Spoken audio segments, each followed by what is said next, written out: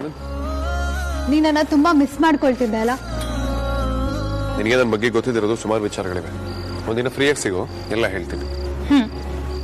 ಬಾ ಕೂತ್ಕೋ.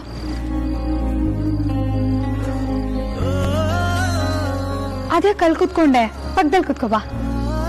ಬೆಳಗ್ಗೆ ಏನೋ ಹೇಳ್ತಿದ್ದೆ, ಹೊಸ ಪ್ರೀತಿ ಸಮಾನ, ಡಿಸ್ಟೆನ್ಸ್ ಮೇಂಟೈನ್ ಮಾಡಬೇಕು, ಹಾಗೆ ಹೀಗೆ ಅಂತ. ಅದು ಆಗ, ಈಗಲ್ಲ.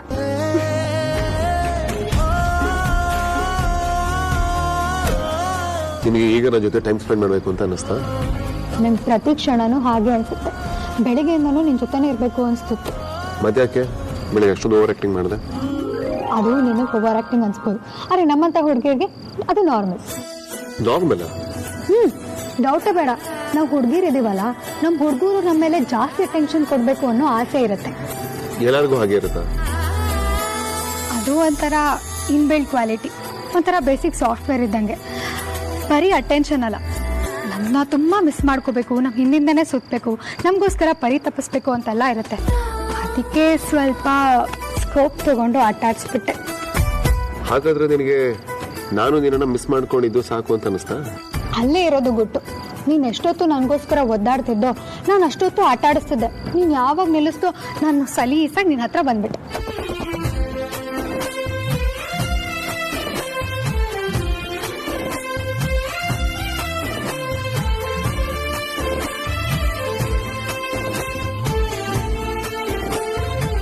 ನೀನು ಖುಷಿ ಆಗೋ ಹಾಗಾದ್ರೆ ಪ್ರತಿದಿನ ಲೈಫ್ ಟೈಮ್ ನಿನಗೆ ಫುಲ್ ಅಟೆನ್ಷನ್ ಕೊಡ್ತೀನಿ. ನೀನು ಹಿಂದೆಯಿಂದಲೇ ಬರ್ತಿರ್ತೀನಿ. ತಾನಾಗೆ ಹುಟ್ಟು ಪ್ರೀತಿ ನಮ್ಮ ನೆನಪೇ ನಮಗೆ ಸ್ಫೂರ್ತಿ. ಅದು ಬಹಳ ಅಂತರಾಳ, ಇದು ತಿಳಿಸೋ ರೀತಿ ಬಹಳ. ಒಮ್ಮೆ ಬಿಟ್ಟು ಸ್ಪಂದಿಸೋ, ಸರಿಯಾದ ಸಮಯಕ್ಕೆ ಸೇರಿಸೋ. ಒಮ್ಮೆ ಕೈಯನ್ನು ಹಿಡಿದರೆ ಅದೇ ತಾನೇ ಪ್ರೀತಿಯ ಆಸರೆ. ಇದುವೇ ನಮಗೆ ಹೊಸ ಬೆಸುಗೆಯ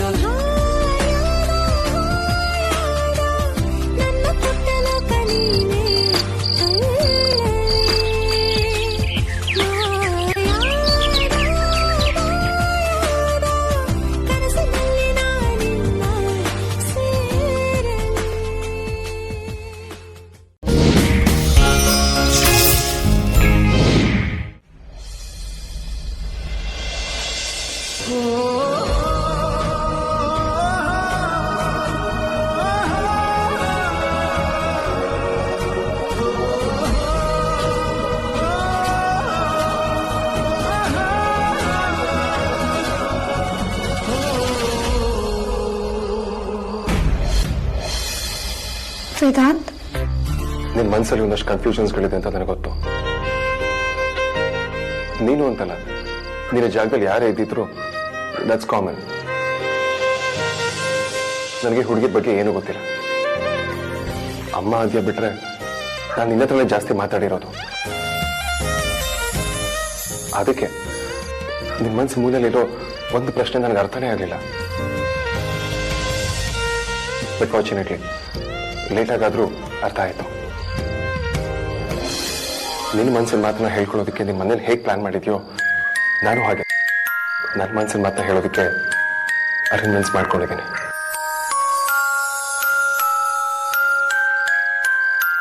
ನಾನು ಪರ್ಫೆಕ್ಟ್, ನನ್ನ ಲೈಫ್ ಅಲ್ಟಿಮೇಟ್, ನನ್ನ ಸಕ್ಸಸ್ ಅಮೇಝಿಂಗ್ ಅಂತ ನಾನು ಅಂದ್ಕೊಂಡಿದ್ದೆ. ಆದರೆ ನೀನು ಬಂದಮೇಲೆ ನನಗೆ ಅರ್ಥ ಆಗಿತ್ತು ನನ್ನ ಬದುಕಲು ಏನೋ ಕೊರತೆ ಇದೆ ಅಂತ. ನನ್ನನ್ನು ಯಾರೂ ಕಂಪ್ಲೀಟಾಗಿ ಅರ್ಥ ಮಾಡ್ಕೊಳ್ಳೋದಿಲ್ಲ ಅಂತ ನನಗೆ ಗೊತ್ತಿತ್ತು. ಆದರೆ ನೀನು ಬಂದಮೇಲೆ ನನಗೆ ಅರ್ಥ ಆಯಿತು, ನನ್ನನ್ನು ಕಂಪ್ಲೀಟಾಗಿ ಯಾರು ಒಪ್ಕೊಳ್ಳೋದು ಬೇಕಾಗಿಲ್ಲ, ನನ್ನನ್ನು ಯಾರಾದರೂ ಕಂಪ್ಲೀಟ್ ಮಾಡಬೇಕಾಗಿದೆ ಅಂತ. ಅದನ್ನು ನೀನು ಮಾಡಿದ್ಯಾ ಮೂಲ್ಯ. ಅದಕ್ಕೆ ಇರಬೇಕು. ನೀನು ಬಂದಾಗಿದ್ದ ನನ್ನ ಲೈಫ್ ಪ್ರತಿ ಕ್ಷಣನೂ ಹೊಳಿತಿದೆ. ಎವ್ರಿ ಸೆಕೆಂಡ್ ನನಗೆ ಪ್ರೆಷಿಯಸ್ ಅನ್ನಿಸ್ತಿದೆ. ಆ ಥರದ ಪ್ರೆಷಿಯಸ್ ಮೂಮೆಂಟ್ಸ್ ನನಗೆ ಯಾವಾಗಲೂ ಬೇಕು ಅಮೂಲ್ಯ. ಅದು ನನಗೆ ಸಿಗಬೇಕು ಅಂದರೆ ಎವ್ರಿ ಸೆಕೆಂಡ್ ನೀನು ನನ್ನ ಜೊತೆ ಇರಬೇಕು. ಅದಕ್ಕೆ ನಾನು ಒಂದು ನಿರ್ಧಾರಕ್ಕೆ ಬಂದಿದ್ದೀನಿ.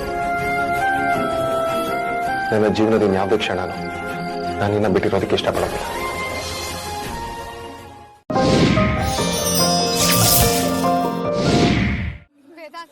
ನಿನಗೇನು ಹೇಳಬೇಕು ಅಂತಾನೆ ಗೊತ್ತಾಗ್ತಿಲ್ಲ. ತಾಜ್ ಮಹಲ್ ನೋಡೋದು ನನ್ನ ಕನಸು ಅಂತ ಹೇಳಿದ್ದೆ, ಅರೆ ನಾನು ಇವತ್ತು ತಾಜ್ ಮಹಲ್ ಮುಂದೆ ನಿಂತಿದ್ದೀನಿ.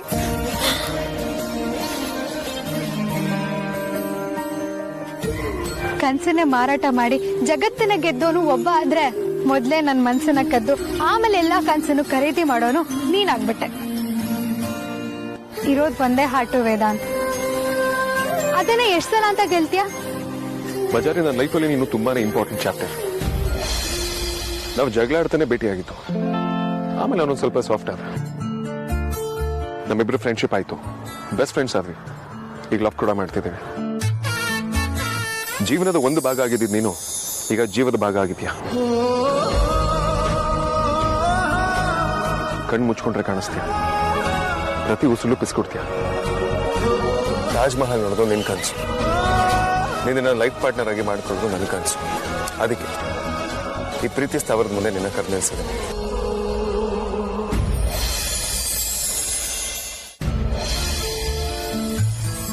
ತಾಜ್ ಮಹಲ್ ಬಗ್ಗೆ ಯಾಕೆ ಅಷ್ಟೊಂದು ಪ್ರೇಮಿಗಳು ಕುತೂಹಲ ತೋರಿಸ್ತಾರೆ, ಇದನ್ನ ಯಾಕೆ ಜಗತ್ತಿನ ಒಂದು ಅದ್ಭುತ ಅಂತ ಮಾಡಿದ್ದಾರೆ ಅಂತ ಯಾವಾಗ್ಲೂ ಅಂದ್ಕೊಳ್ತಿದ್ದೆ. ಇದು ನಿಜವಾಗ್ಲೂ ಅದ್ಭುತನೇ ವೇದಾಂತ್.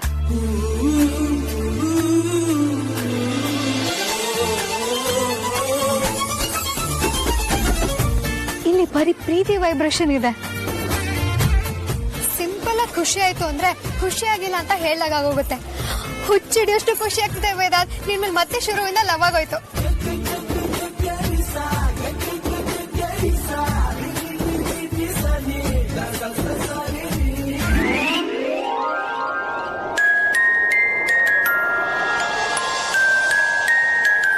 ಅಮೂಲ್ಯ, will you marry me? Will you marry me? Will you marry me? Will you marry me?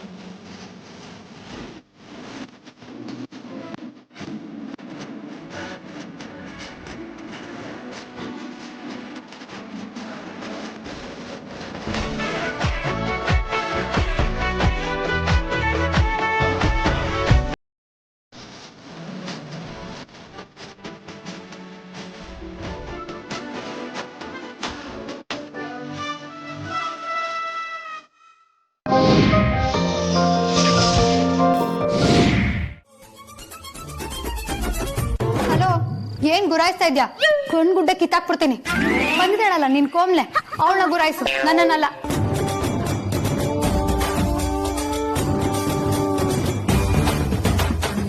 ಏನು ಹತ್ರ ಬಂದ್ರೆ ನಾನು ಹೆದರ್ಕೊಂಡ್ಬಿಡ್ತೀನಾ? ನಾನು ಯಾರು ಅಂತ ಗೊತ್ತು ತಾನೆ. ಡಿಸ್ಟೆನ್ಸ್ ಮೇಂಟೈನ್ ಮಾಡು, ಇಲ್ಲ ಅಂದ್ರೆ ತಳ್ಬಿಡ್ತೀನಿ. ಇಟ್ಕೋ.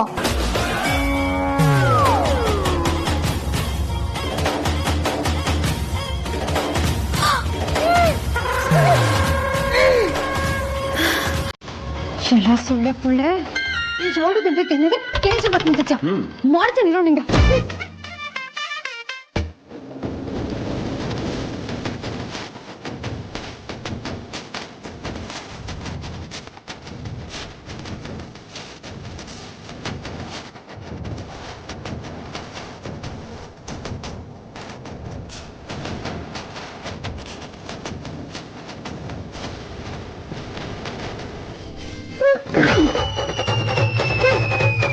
ಹೆಂಗೆ ಸೇಡು